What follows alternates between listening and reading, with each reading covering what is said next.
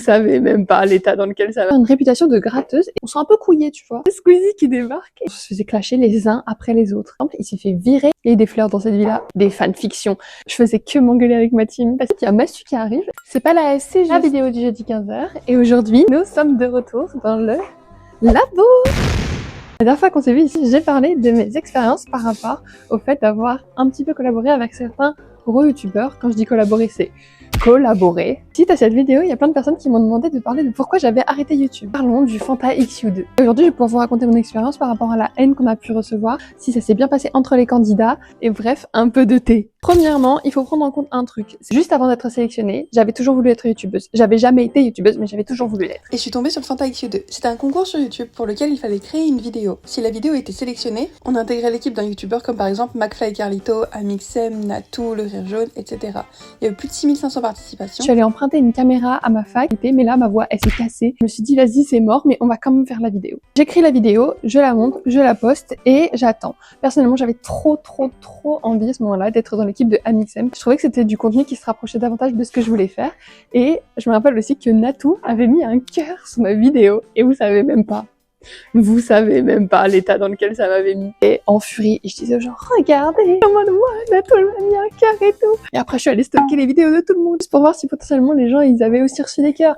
Ils avaient aussi reçu des cœurs. Tu n'es pas spécial Estelle. Et pendant des semaines et des semaines, on n'a pas de nouvelles. Je vais stalker toutes les vidéos de tout le monde et je me rends compte que les gens sont trop forts et que j'ai très peu de chance d'être pris. Dans Fanta XU, on est 20 candidats et parmi les personnes qui ont participé, devinez il y a qui? Luan Mancho. Il faut savoir que je la connaissais d'avant et à quel point c'était littéralement ma voisine à la fac que je venais de rencontrer quelques mois auparavant. Elle, contrairement à moi, elle avait déjà une chaîne YouTube et c'est pas, elle avait déjà un petit peu collaboré avec quelques youtubeurs au point où malheureusement, elle avait commencé à se faire une réputation de gratteuse parce que du coup, elle avait fait sa pub dans une vidéo de Squeezie et devinez avec qui elle était dans cette vidéo de Squeezie? Salut! Oh bah. En gros, pour la faire simple, Squeezie venait d'avoir 9 millions d'abonnés et il avait dit ouais je vais faire un live au Meagle comme à l'époque. Et vous savez c'est dur de percer sur YouTube, donc on se dit autant qu'on essaye qu'elle ait de plus d'abonnés. On écrit sur un papier ouais abonne-toi à sa chaîne YouTube. Et du coup à chaque fois qu'il y avait des gens qu'on croisait, on leur disait hey salut tu devrais t'abonner à sa chaîne. Et la meuf a gagné genre 100 abonnés ou un truc comme ça. Et là d'un coup, c'est Squeezie qui débarque et qui est en mode ça va vous avez pas honte? Elle a dû dire vas-y les deux meufs là elles sont nées après la honte. En plus moi j'ai pas gagné d'abonnés. Et pourquoi? Parce que j'avais pas encore de chaîne YouTube. Et justement, entre temps, faut comprendre que Luan et moi, on n'était pas super copines non plus. Un peu particulier. Il était vraiment dans son truc de création et moi je faisais peut-être les choses un peu plus dans le fun et donc à ce niveau-là, on matchait pas forcément. Et elle me dit qu'elle est et là quelques jours plus tard, je reçois un appel masqué je crois et je décroche et on me dit ouais t'as été sélectionnée, t'es dans l'équipe de Eladj. Et moi je vois qui c'est Eladj.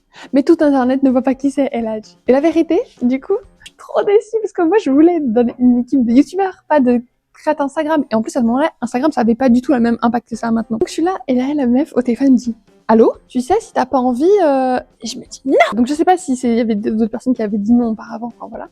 Mais au final, je suis sélectionnée. Et quand je l'annonce à ma pote avec qui j'étais dans la vidéo là, de Squeezie, elle avait pas l'air hyper heureuse pour moi. Après, faut savoir que moi, des fois, j'extrapole un peu les trucs, tu vois. Je me sens socialement pas à l'aise, et du coup, bref. Mais en gros, je me dis ah mince elle est pas contente, mais en fait je pense que c'était clairement juste parce que ça faisait un moment qu'elle t'a fait sur le truc tu vois sur YouTube et que moi je débarque, je fais une vidéo et ça fonctionne. Imagine le seum. J'avoue on n'avait pas le droit de dire qu'il avait été sélectionné, mais entre nous c'était un petit peu trouvé, donc on avait commencé à se parler les uns avec les autres et ensuite je rencontre les uns les autres. Je rappelle, j'ai l'impression de le dire tout le temps, mais moi j'étais bizarre de base. Vraiment mon développement social, qu'est-ce que j'étais longue à la détente, enfin les rouages ils étaient pas faits les uns avec les autres. Donc je me retrouve à rencontrer plein de gens etc, on est 20, on se dit trop bien, on va rencontrer les coachs directs etc, et je crois il se passe une semaine ou enfin au début on ne voit pas les coachs, genre dans vous dans les vidéos vous les avez vus quasiment directement, pas nous ça nous prend du temps et tout, et du coup tout de suite on se sent un peu couillé tu vois. Moi on m'a dit ouais je vais rencontrer des youtubeurs machin. Il est où le youtubeur? Entre temps, nous on commence à créer des affinités. Entre temps, les gens ils se rapprochent, ils se dérapprochent. Il y a un couple qui s'est créé à un moment, mais ça c'était pas secret il me semble. Il y a eu des engueulades. Il y a un matin, il y a une personne, elle débarque en trombe et tout. Elle est là, toi, t'as utilisé ma serviette pour le corps, pour essuyer tes pieds et tout, en mode tapis de bain. Je faisais que m'engueuler avec ma team parce que j'étais hyper bornée. Et en fait, on était tous super bornés, on n'arrivait pas bien à travailler ensemble. Jeffrey, qui j'ai plus de contact, mais qui était hyper sympa, il avait un esprit super créatif, mais du coup, c'était le seul qui arrivait un petit peu à nous tempérer. Et je pense que c'est notamment parce que j'étais archi jeune. Vous savez qu'il y a eu du coup plusieurs étapes. Moi, je suis pas allée à la deuxième étape. En gros, la deuxième étape pour y aller, soit il fallait être choisi par le coach, soit il fallait avoir le plus d'abonnés. Et il y a quelqu'un dans la Creative House qui avait acheté des abonnés pour quelqu'un d'autre, pour que la personne elle soit sûre de passer à la deuxième étape. In fine, ça va pas compter, parce que du coup, il s'est fait poucab. Il y avait vraiment des dramas des fois. Et moi, dans mon cas, pour la deuxième étape, en gros, ça se jouait entre Geekmap, qui avait le plus d'abonnés, et Ibrahima et Becca. Et on savait que Ibrahima, c'était le chouchou de El Hadj. Il y avait un peu le même style de création. Et par contre, le truc avec moi, c'est que vu que j'étais pas à l'aise forcément avec les gens, et ben, j'étais grave à l'aise avec la prod. Les personnes de la prod, elles étaient trop cool. C'était trop mes copains. Je me rappelle, je les aimais trop. Je pense que j'étais un peu leur chouchou.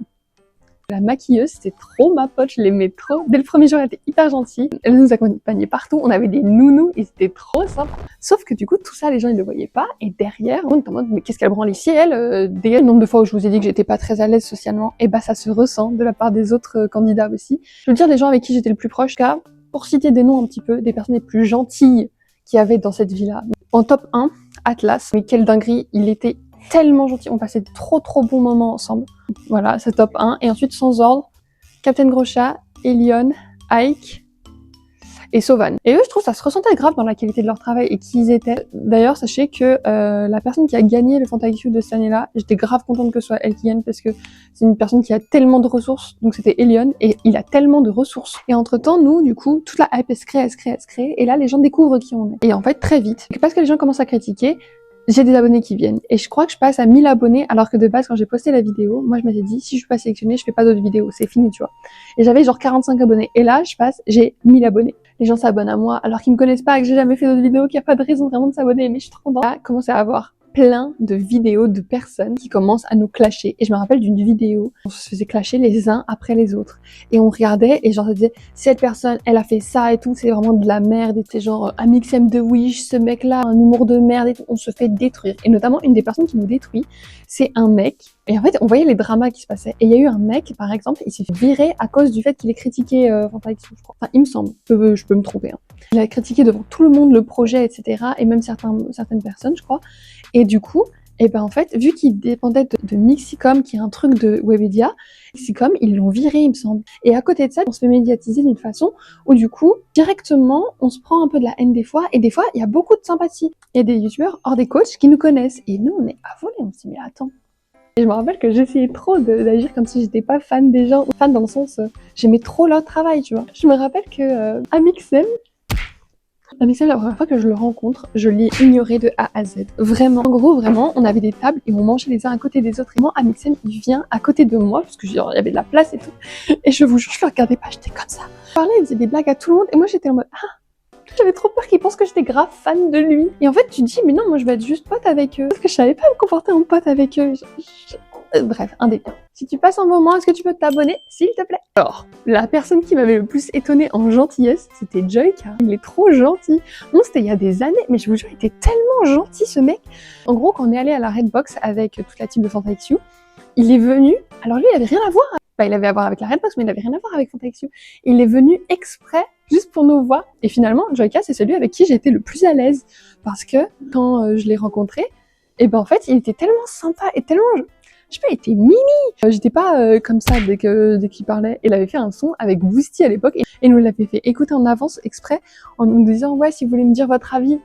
Et bien sûr, tout ce que tu veux. De l'argent, je te donne tout, Joyka. Et là, ensuite, il y a Massu qui arrive et Massu était trop sympa. Sauf que ça n'a pas fait la même chose qu'avec Joyka. Moi, quand je rencontre Massu, je vous ai dit, hein, moi, j'étais pas à l'aise. Hein. Amixem, je l'ai rencontré, j'étais comme ça. Massu, je l'ai rencontré, j'étais comme ça. Je le vois et il me dit on s'est pas dit bonjour. Et donc, je lui dis bon. Je vais pour lui dire bonjour et vraiment le truc nul. Moi en plus vu que j'étais awkward, on était comme ça. On va pour se faire la bise et je crois que c'est moi je me trompe de côté. Normalement tout le monde est d'accord quand on fait une bise on commence par la droite. Bah non moi je fais comme ça. Et du coup ça y est le truc comme ça nul et tout. Ma tête c'était fini. Je pourrais jamais être youtubeuse à cause de cet événement. Et ensuite je rencontre mon coach. Mon coach je me rappelle El Hadj il était vraiment trop gentil. Et à ce moment-là il me semble que parmi tous les coachs qu'il y avait, nous personnellement, les coachs que j'avais eu c'était quand même que les coachs ça se sentait qu'ils étaient là pour l'argent. Parce que je crois qu'ils avaient été vraiment très bien payés pour faire FantaIQ. Dans certains cas, je sais que Natou en tout cas c'était sûr que c'était pas le cas parce qu'elle c'était vraiment une sucrète de ouf. Je cite pas d'autres noms, je dis pas que les autres c'était assuré et de toute façon bref. Mais certains youtubeurs qui m'ont ressenti c'était que s'il y avait pas les caméras, ils en avaient rien à faire de nous quoi. En même temps normal, enfin je veux dire ça reste leur travail. Mais ça joue. Vu que du coup je suis beaucoup médiatisée, il y a des gens qui m'avaient follow et il y avait plein de gens qui nous avaient follow, tu sais genre histoire d'apporter de soutien parce que je pense qu'ils voyaient toute la haine qu'on se reprenait. Le nombre de fois où on m'a dit ouais t'es là juste parce que t'es une meuf, C'était une folie. Elle sert à rien. Genre on disait non mais elle est là juste parce que c'est une meuf, elle est là juste parce que elle est un peu jolie. Il y avait que des trucs comme ça. Il parlait de mon coach du coup qui était trop cool avec nous, qui nous avait pris nos numéros et tout. Le coach il est inconnu, machin, truc. Et à côté de ça, il y a des comptes fans. Mais alors ça, des fanfictions, des gens qui nous shippent les uns entre les autres. Enfin, genre, qui créent des couples. Il y a eu des couples. Mais de là à ce que tu dises, vas-y, il y a des gens qui créent des fanfictions sur moi, alors qu'il y a 1 mois et demi, j'étais inconnue au bataillon. Moi, je me sens pas du tout légitime à être là. Et en même temps, il y a des commentaires qui me donnent pas du tout le sentiment que je suis légitime d'être là. Et je donne des efforts, je fais des trucs et tout, mais ça ne... Voilà. Des personnes aussi qui m'ont appris des trucs et qui étaient hyper sympas. Et ça, c'est une personne un peu de l'ombre, Ludoc. Trop gentil. Je me rappelle grave, il voulait nous pousser, nous emmener à aller plus loin, etc. Et genre, il nous donnait des conseils vraiment. Avec le temps, j'ai décidé que je continue à faire des vidéos, sauf que le truc, c'est que pour moi, les études, c'était quand même quelque chose de super important, notamment parce qu'il y avait une pression un peu familiale à ce niveau-là. Et notamment mon père qui voyait pas d'un très bon œil le fait que je fasse des stories plutôt que de chercher une alternance. Et ça s'entend. Mais ça a joué aussi dans le fait que j'ai pas continué YouTube. Et à chaque fois que j'ai voulu réessayer, je me disais que j'étais plus au niveau de ceux qui avaient continué à ce moment-là, donc j'ai juste pas continué. Enfin, après, du coup, j'ai choisi d'avoir d'autres objectifs. Ensuite, j'ai voulu être mannequin. Ensuite, j'ai voulu aller dans le monde du travail. Et au final, bah, ça continue de me manquer d'être youtubeuse. J'ai quand même ce sentiment que j'aurais pu évoluer peut-être à ce moment-là. Pas fait, en temps donné. Donc, je le fais maintenant.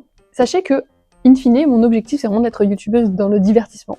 Et que ça me fascine à chaque fois qu'il y a quelqu'un qui me dit mais c'est toi, Jaylis? Parce que du coup, moi, j'ai changé mon nom, notamment pour qu'on me reconnaisse et que quand, si jamais on me parle, on puisse dire Estelle directement. Mais le nom de personnes qui me reconnaissent du fait que je sois Jaylis de Fantaxion. Genre, je fais des TikTok et des vidéos sur Instagram et des fois, il y a plein de gens qui sont en mode mais attends, Jaylis? Et qu'en plus, j'étais une des personnes les moins connues de toute cette team de youtubeurs, je pensais pas qu'on me reconnaîtrait. Et votre soutien me fait très plaisir, c'est gentil. Je vous dis à jeudi prochain à 15h. Bisous!